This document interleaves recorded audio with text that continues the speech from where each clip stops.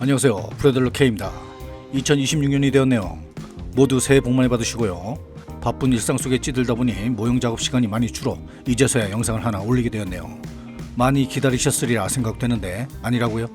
그렇다면 죄송합니다. 이번에 모형의 금형은 1997년생입니다. 무지 오래되었네요. 제가 들고 온 제품은 2011년에 나온 제품에 약간의 부품이 추가되어 2019년에 선을 보였던 제품입니다. 피규어가 들어있는 이 모형을 보고 아싸 개꿀 하며 프라탑에 쌓아뒀다가 이제서야 작업을 했습니다. 좀 고전스러운 키트라고 할 수 있는데요. 1960년대 초반에 등장하여 베트남 전쟁부터 우크라이나 전까지 활약하고 있는 현대 기갑 역사의 산증이자 전장의 택시라는 별명을 가진 병력 수송 장갑차입니다. 이 녀석은 별도의 장비 없이 궤도의 회전력만으로 강을 건널 수 있다고 하는데 정말인가요? 껍데기가 알루미늄 합금으로 되어 있다는데 전방에서 활약하다가는 벌집이 될 수 있는 차량이라 후방 지원에 주로 사용되죠. 승무원을 포함 총 13명이 탑승하는 장갑차인데 이 모형은 내부까지 재현되어 있어 조립하는 재미가 쏠쏠합니다. 모형의 배경은 베트남전에 활약했던 장갑차로 미군과 한국군, 호주군 차량 중 택 1로 만들 수 있습니다. 저는 미군 차량으로 완성을 해볼까 합니다. 내용물을 살펴보면 진한 올리브 그린의 러너들이 가득한데 도색 없이 완성하려는 분들을 배려한 듯합니다. 1997년부터 몇 번을 데카를 추가하고 박스를 바꿔서 생산이 되었는데 정확한 내용은 알 수 없지만 런너는 고풍스럽게 느껴집니다. 회색의 부품들은 내부를 재현하는 부품인데 귀찮으면 생략해도 되지만 그렇게 하면 너무 빨리 조립을 할 수 있습니다. 저는 당연히 내부를 잘 표현하고 싶습니다. 이 키트에는 여러가지 액세서리들이 같이 들어있는데요. 투명 음료병인지 소주병인지도 들어있습니다. 피규어도 5명이나 들어있고 조립형 트랙을 비롯해서 고무 트랙도 같이 포함되어 있습니다. 포탑도 화염방사기형 또는 무반동총 탑재 차량으로 만들 수 있고요. 호랑이 마크가 달린 한국군 맹호부대의 차량으로도 표현할 수 있어 우리 조상님들의 아련한 추억을 떠오르게 할 수 있습니다. 설명서는 전형적인 고전스러운 느낌적인 느낌을 주는데요. 첫 페이지에 이 차량의 특징과 역사에 대해 알려줌으로써 시험에 나올 내용들을 미리 캐치시켜줍니다. 내부 내용은 지금 그렇게 중요한 것이 아니고 그림체가 이렇고 조립 과정이 대충 요렇다는 것을 보여드리는 것이고 어디를 봐도 컬러는 없으므로 흑백 TV를 보는 듯한 감성을 주는 설명서입니다. 그래도 우리 아카데미의 친절함을 느낄 수 있는 설명서이고요. 피규어를 비롯해서 빠짐없는 친절함을 느낄 수 있어 한국인의 정을 느낄 수 있습니다. 자, 그럼 도대체 이 베트남 여성이 무슨 얘기를 하고 있는 건지 조립을 해보도록 하죠. 내부를 재현하는 부품인데 회색으로 된 런너입니다. 꽤 자세히 표현되어 있고 도색 정보도 친절하게 표시되어 있어 기분 좋게 작업을 할 수 있습니다. 색상 정보는 도료회사의 제품명으로 표시되어 있지 않기 때문에 사진 자료를 찾아보고 비슷하게 수색을 해서 먼저 칠했습니다. 이런 과정이 귀찮을 수 있는데요. 기분 좋을 때 작업하시는 것을 추천합니다. 모두 조립하고 도색하면 구석구석 도색하기도 힘들고 손이 안 들어가는 부분에는 도색을 놓칠 수 있어 조립 전에 미리 도색을 하기로 했습니다. 전 계획성이 투철한 사람이 아니라서 많이 번거롭긴 했습니다. 단순한 승차 공간뿐만 아니라 엔진까지 넣어줬는데요. 참 아카데미의 정은 넘쳐나서 미쳐불겠습니다. 덕분에 할 일이 많아졌지만 완성한 내부는 그만큼 아름답게 되는 거죠. 예전에 대추나무 사랑 걸렸네 전원일기 시절이 그립습니다. 이 차량의 초기 버전은 가솔린 엔진이었다는데요. 출력 부족과 화재 위험성을 줄이기 위해 디젤 엔진으로 개량된 모델이 이 A1 버전입니다. 미국 디트로이트 디젤사의 6V53 엔진이 탑재되었고요. 최고 속도는 64km, 수상 주행은 5.8km라고 합니다. 60% 경사로 등판 능력을 가졌고요. 이행정 디젤 특유의 날카롭고 높은 엔진 소음이 특징입니다. 별로 관심 없는 정보를 나불대봤습니다. 기본적인 도색 이후에 부품에는 아이언으로 드라이 브러싱을 해주고 판넬라인 도료로 명암을 주었습니다. 엔진을 도색할 때는 어느 정도 상상력이 필요했습니다. 사람마다 상상하는 것이 다를 수 있는데 이상한 상상이 아니면 그대로 도색하면 되겠습니다. 엔진의 완전한 조립은 모든 부분이 조립되어야 가능한데 지금은 조립 이후에는 손이 들어가지 않는 부분들이라 도색을 미리 했고 노출된 부분은 이후에 도색을 해도 되겠죠. 그렇게 나머지 부분은 식은 죽을 먹으면서 도색을 했고요. 내부에는 웨더링을 해서 명암을 주었습니다. 항상 말씀드리는 부분이지만 내부를 열심히 도색해도 노출을 어떻게 해야 사람들에게 칭찬을 받을 수 있는지가 고민이 됩니다. 제가 이 내부를 오픈할지 어떻게 할지는 아직 결정을 못했지만 속을 까발리기 싫으신 분들은 굳이 이 절차를 진행할 필요가 없습니다. 저도 제 속을 까발리기 싫습니다. 이런 과정 이후에 엔진룸과의 실내를 가르는 벽을 세워주는데요. 부품의 조립성은 나쁘지 않았습니다. 오래된 금형이지만 더티하지 않았죠. 흉측한 엔진을 가리고 나면 실내는 살림을 차릴 정도로 깔끔한 모습을 보여줍니다. 이런 데서 마주 앉아 라면이나 삼겹살을 꺼먹는 상상은 분명히 정상은 아닌데 왜 하고 있죠? 한참을 실내를 감상하다 벽에 트렁크 같은 것을 장착해주고 나니 벽을 괜히 서둘러 조립해서 억지로 뜯어냈습니다. 엔진의 뜨거운 열기를 실내에서 느끼자는 건 아니고요. 벽에 데칼 작업을 해줘야 해서죠. 데칼 정보를 보니 1997년이 아닌 1998년 작품이군요. 아무튼 벽에 붙이는 마크들이 실내를 더 리얼하게 살려줄 것 같은데, 하지만 이 데칼의 스케일에 문제가 있어 보입니다. 설명서에 표시된 것처럼 붙이기에는 약간 데칼 사이즈가 큽니다. 그래서 몇 개는 잘라서 마음에 드는 부분에 붙였습니다. 보시는 것처럼 투명 여백이 조금 있죠. 너그러이 용서해 줍니다. 계기판도 표현을 했는데 잘 보일지 의문입니다. 보시는 것처럼 눈금까지 훌륭한 디테일을 보여줍니다. 아주 아카데미 이뻐 죽겠습니다. 이런 과정을 통해서 완성된 실내를 한번 감상해 보겠습니다.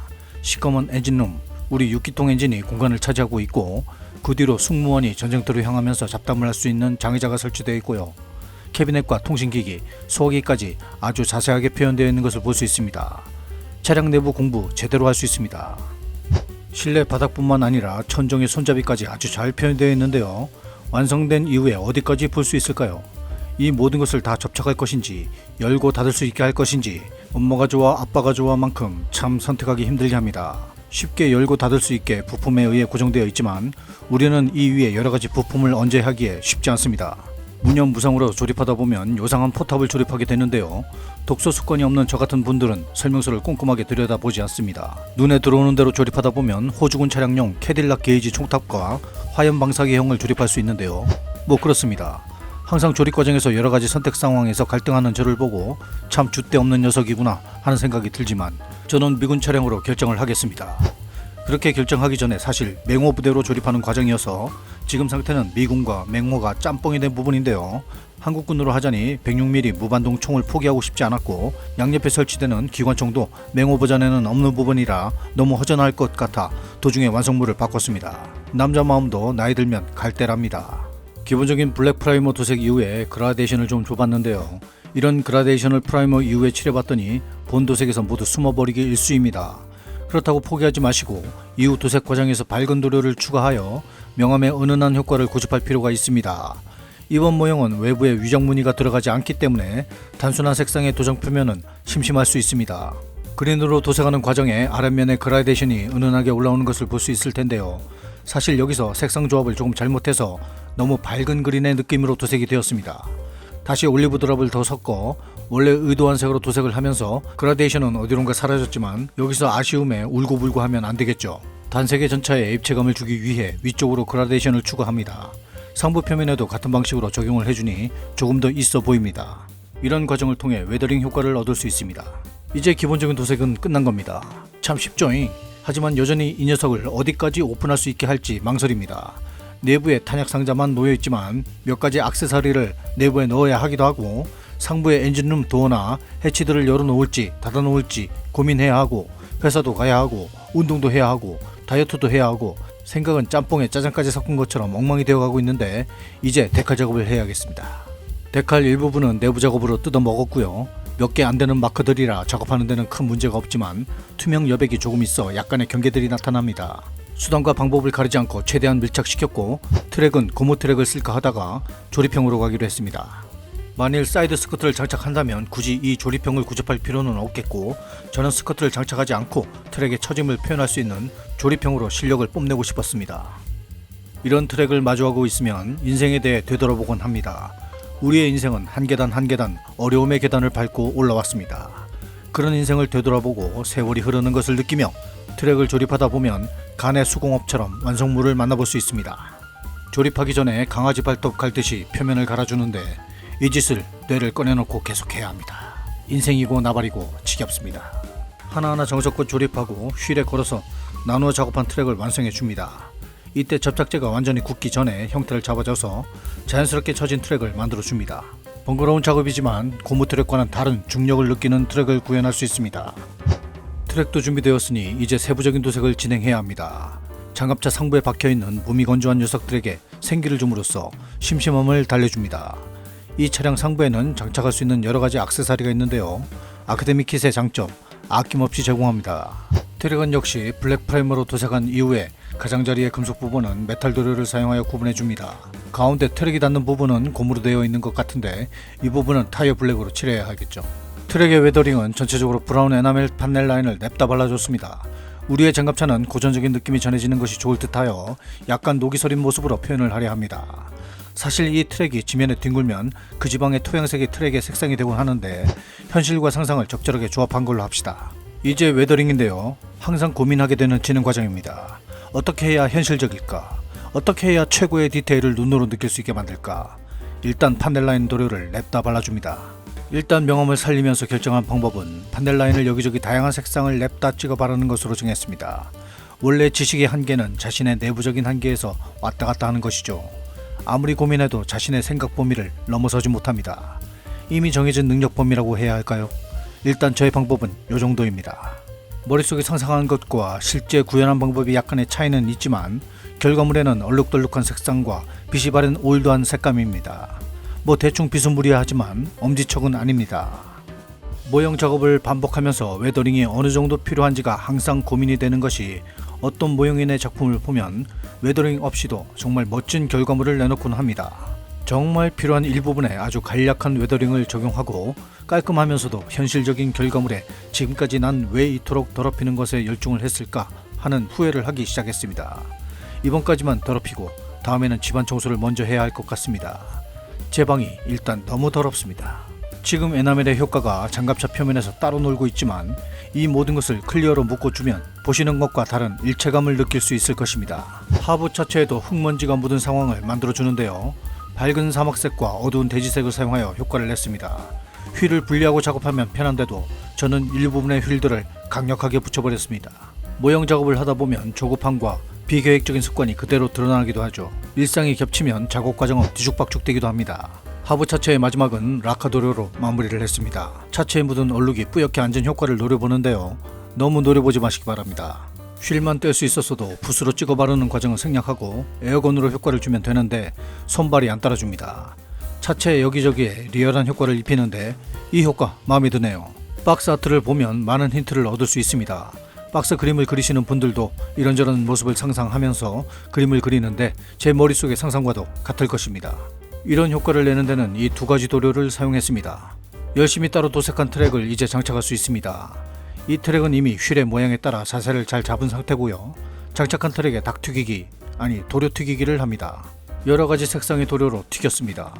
이런저런 과정들을 보여드렸지만 몰래 뒤로 딴짓하면서 완성한 액세서리들을 여기저기 배치했습니다. 몇 가지 더 배치할 것이 있지만 나중에 하죠. 양옆으로 매단 배낭이 더 이상 상부 차체를 열지 못하도록 고정시켜버렸습니다. 자연스럽게 내부는 이렇게 묻히고 말았습니다. 무광 클리어를 뿌리고 열 수 있는 부분은 겨우 엔진 쪽 내부입니다. 여기만 실컷 보셔야 할 것 같습니다. 제가 이 모형의 이 앞부분을 다른 사람에게 어떻게 보여줘야 할까요? 오픈 시간을 공개하고 사람을 초청해야 할까요? 사실 무의미한 노력이라고 생각됩니다. 이제 무광 이후에 금속 도료로 드라이 브러싱을 하는 절차만 남았습니다. 모서리 부분 가장자리 부분에 아크릴 도료를 사용하여 달고 단 부분에 금속 색상이 드러난 느낌을 노려봅니다. 자꾸 노려보시지 마시고 어떤 느낌인지 아실 겁니다. 엄밀히 따지고 법적으로 따지면 여기에 금속이 드러날 정도면 뭔가 심각한 마찰이 있는 것이죠. 비현실적이지만 저는 강행을 했습니다.